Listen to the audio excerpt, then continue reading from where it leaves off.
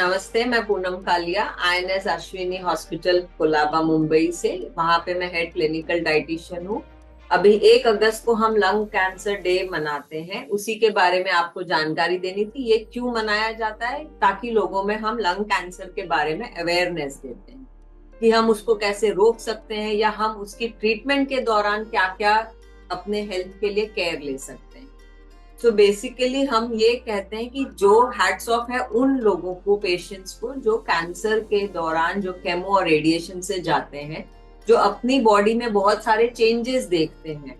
तो वो बहुत सारे फिजिकल, इमोशनल, मेंटल ट्रॉमा के साथ जाते हैं। तो उन्हीं के लिए होता है कि 5 शॉर्ट में मैंने 5 चीजें जो मेन जरूरी हैं उनके देखने के लिए, उसके बारे में ही हम आज बात करेंगे। सबसे पहला है कि आपका खान पीन पे ध्यान देना। सबसे पहले आपका है कि पानी, जब आप केमो और रेडिएशन में है, पानी का इनटेक बहुत ज्यादा रहना चाहिए कि कम से कम आप जितना हो सके पानी पिए, सो दैट जो उसके साइड इफेक्ट्स हैं वो आपको कम होंगे।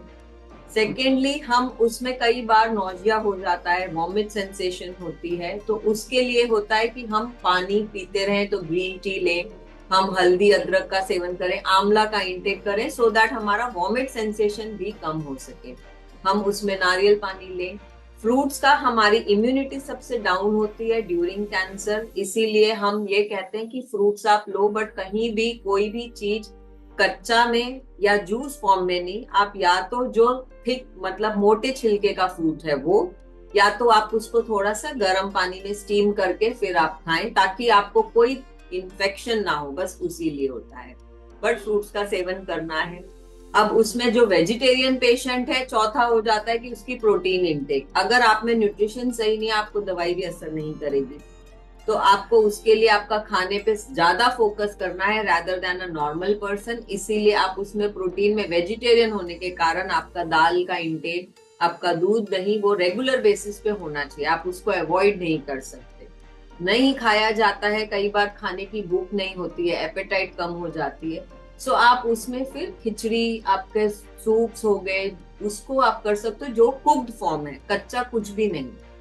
इसीलिए वेजिटेबल्स भी कुक्ड, सैलेड्स नहीं। इस तरह आप कुछ ना कुछ ऐड कर सकते हो। थर्ड आपका आता है कि योगा और मेडिटेशन को करो, क्योंकि जो आप मेंटल उससे जा रहे हो, इमोशनली जो बॉडी को ड्रेन कर रहा है, क्योंकि हम उसमें फियर से, डर से जीते हैं। बट कैंसर भी एक तरह से हमारी जीवन की एक लड़ाई है जिसे हमें जीतना है। तो अगर मन में हमारे पक्का वो है, विल पावर है, हम मोटिवेटेड हैं, तो कैंसर से भी लोग, पेशेंट्स बाहर आते हैं। इसीलिए मेडिटेशन बहुत इंपॉर्टेंट है कि आप अपना मेंटल हेल्थ को भी केयर कर सके। प्लस इसमें एक ये भी हो जाता है कि आप एकदम फटीग होता है, बॉडी में इतनी थकान होती है, मसल्स वीक हो जाते हैं, आपको चलना उठना भी, लंग है, आपको ब्रीदिंग में भी इश्यूज हो जाता है।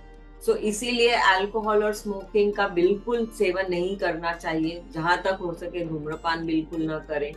जितना हो सके आप बाहर की चीजें न खाएं, पैकेट की नमकीन चीजें ना खाएं। घर में बनी हुई खाना, पका हुआ खाने से कोई दिक्कत नहीं होती है। उसी पे ज्यादा हमारा फोकस होता है कि खाने पीने पे जितना आप करोगे उतना आप उस बीमारी से लड़ पाओगे।